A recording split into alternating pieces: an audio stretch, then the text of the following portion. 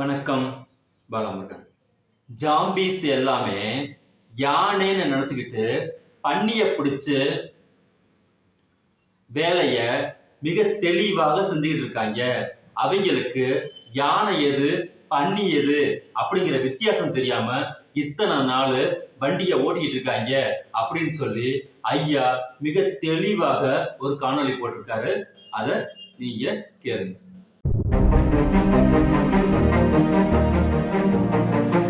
என்னடா நீ இவ்வளவு கூட்டமா இருக்காங்களே அப்படின்னு பார்த்தா அந்த ஊர்ல யாருமே யானை பார்த்தது இல்லையா. கூட்டத்துக்கு மத்தியில ஒரு கொழுத்த பன்னிய நிறுத்தி இருந்தாங்க.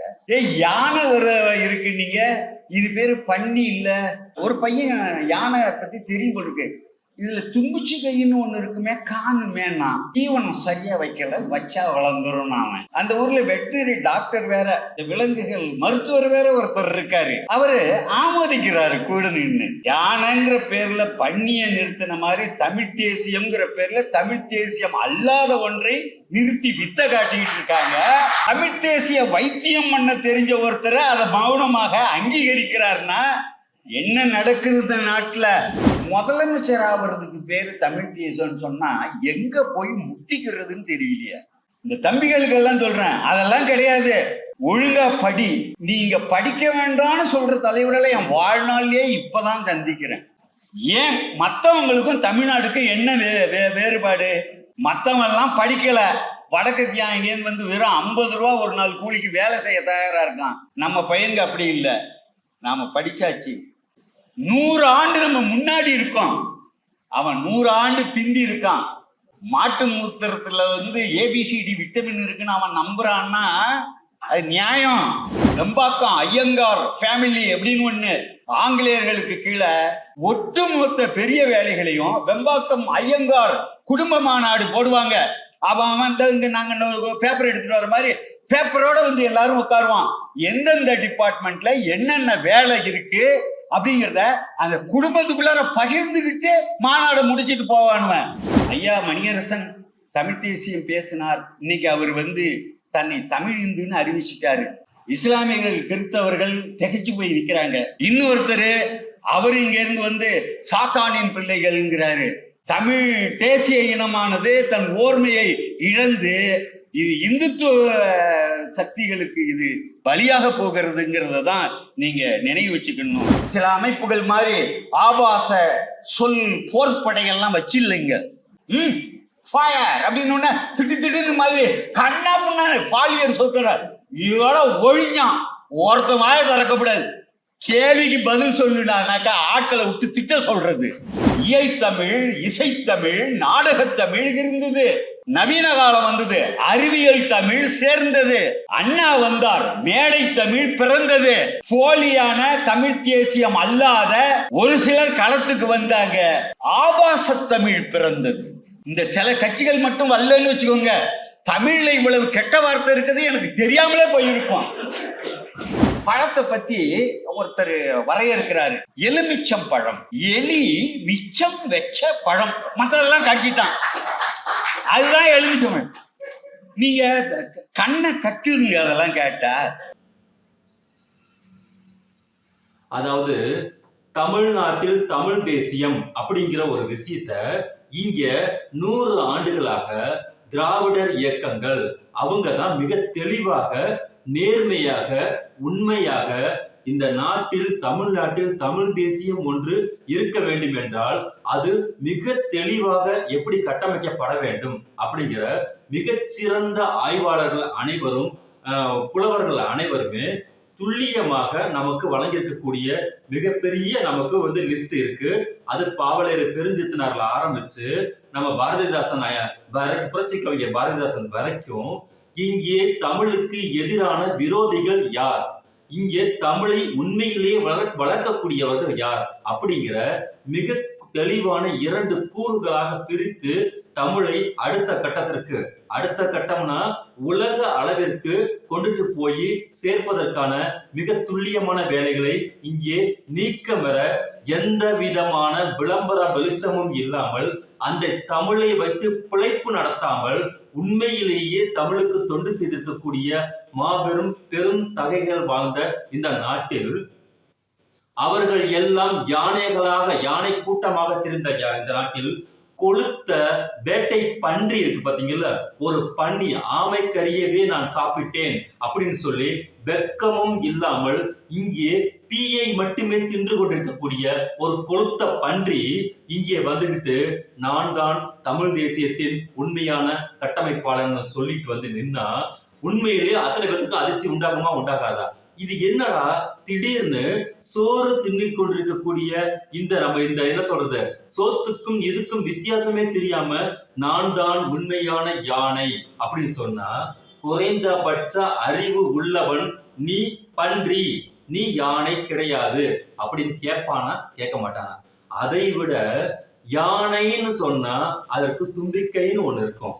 ஆனா உனக்கு எங்க தும்பிக்கை கிடையாது, வாய் இப்படி இருக்கு, இது வேற மாதிரி ஐட்டம் சாப்பிடக்கூடிய வாயாச்சு, உனக்கு எங்க தும்பிக்கை அப்படின்னு சொல்லிட்டு கேட்பானா? கேட்க மாட்டானா? அப்படியும் கேட்டவன் அனைவருமே இது பன்றி தான், இது சோறு தின்ற ஐட்டம் கிடையாது, இதுடைய உணவு வேற, அதனால நாம எல்லாம் வெளியில போயிடும் சொல்லி யானைகிட்ட வந்து சேர்ந்துச்சு.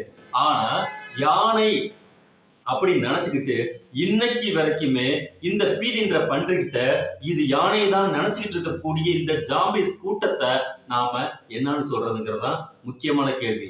அதாவது அது தமிழ் தேசியம் என்ற போர்வையில் அந்த இடத்தோடையே நின்றிருந்தா கூட அந்த இடத்துக்கு பதில் சொல்லி சொல்லி சொல்லி அதை அடிச்சு காலி பண்ணி துவம்சம் பண்ணி நீ பண்ண நீ பண்ண வந்தது நீ இப்ப என்ன செய்ய வந்திருக்கிறியோ அது ஒன்னாம் நபர் கேவலமான புராடத்தனமான வேலைன்னு சொல்லிட்டு அதை கட்டம் கட்டி அனுப்பி விட்டுலாம். ஆனால் அதற்கு பின்னால் இருக்கக்கூடிய ஆபத்து இருக்கு பாத்தீங்கல்ல, அந்த ஆபத்து தான் இன்றைக்கு மிக மிக மிக மிக முக்கியமான விஷயம். இந்த நாட்டையே இங்க இருக்கக்கூடிய ஒட்டுமொத்த தமிழர்களையே காலி செய்துவிட்டு பார்ப்பன மயமாக மாற்றுவது. அதுதான் இங்க இருக்கக்கூடிய பெரிய பிரச்சனை. நாம் அனைவருமே இந்துக்கள் அப்படின்னு சொல்லி பார்ப்பான் முன்னால் வந்து நிற்பான்.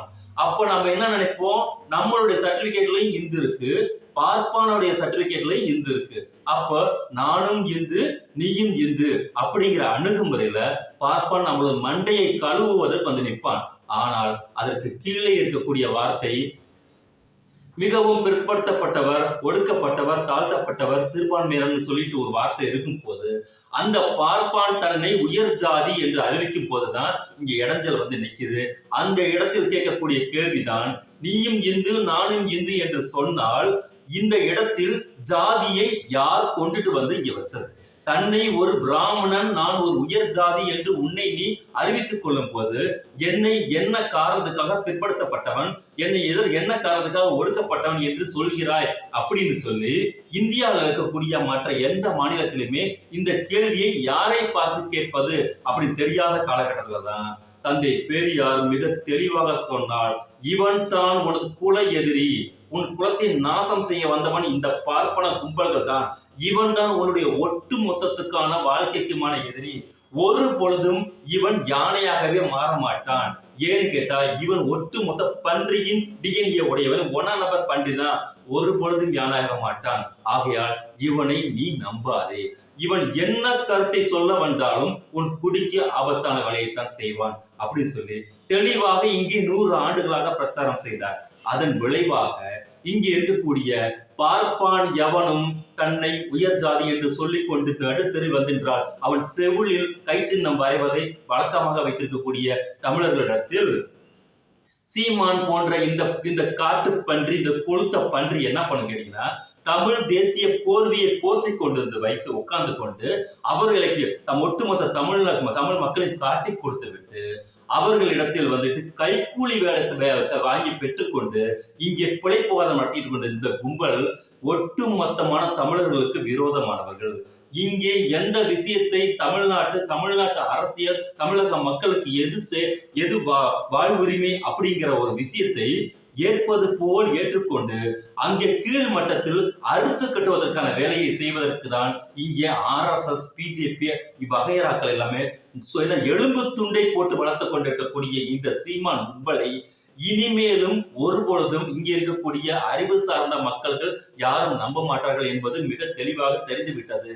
ஆனால் துரதிர்ஷ்டவசமாக அவர்களுக்கு பின்னால் இருக்கக்கூடிய வளர் இளம் பிள்ளைகளாக இருக்கக்கூடிய நமது இளைஞர்களை மதிமயக்கம் செய்து மயக்க பிஸ்கட்டுகளை காட்டி ஒரு மிகப்பெரிய மாய்மால வித்தை காட்டி அவர்களை வேறு ஒரு உலகத்துக்கு கூட்டிட்டு போறோம் அப்படிங்கிற மாதிரியான இந்த பிராடுத்தனமான வேலைகளை தொடர்ச்சியாக அந்த ஸ்கூல் பாய்ஸ் முன்னாடி வைக்கும் போதுதான் நமக்கான வேலைகள் மிக அதிகமாக மாறிவிட்டது.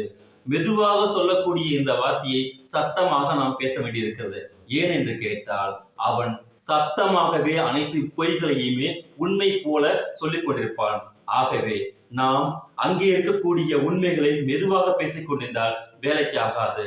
ஆகையால் இளைஞர்களே, நீங்கள் யானை என்று நம்பி பன்றிகிட்ட போய் நின்று உங்களுடைய சுயமரியாதையை இழக்காதீர்கள். அந்த பன்றியின் முகத்தை உற்று நோக்கி கவனியுங்கள், அதன் கண்களை கவனியுங்கள், அதோடைய கபடம் புரியும். ஒட்டு மொத்தமாக உங்களை விழுங்குவதற்கு காத்து கொண்டிருக்கக்கூடிய கேடு கிட்ட சேற்று முதலை தான் இந்த சீமான் கும்பல்கள். ஆகையால் நீங்கள் அறிவு பெற வேண்டும், தெளிவு பெற வேண்டும் என்பதுதான் நம்மளுடைய விருப்பம். ஆரம்பிக்கலாம்.